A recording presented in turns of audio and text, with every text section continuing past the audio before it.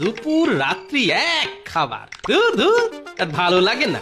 সকালে জল নুন ভাত, দুপুরে নুন জল ভাত, আর রাতে জল নুন ভাত।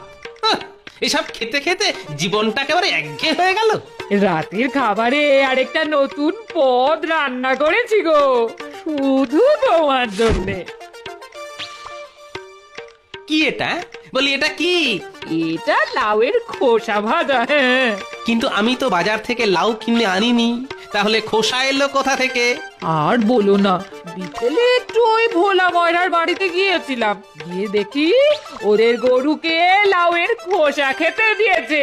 আমি টুক করে তুলে এনে তোমায় কুচো কুচো করে ভেজে দিলাম। কি কেমন খেতে, ভালো না? বলি আমাকে দেখে কি গরু ছাগল মনে হয়? হ্যাঁ, কোনোদিন তো মনে হয় মাটি থেকে ঘাস তুলে এনে খাওয়াবে। কি করবো বলো, তোমার মতো কিপ্টের সাথে ঘর করতে করতে আমিও কিপ্টে হয়ে গেছি।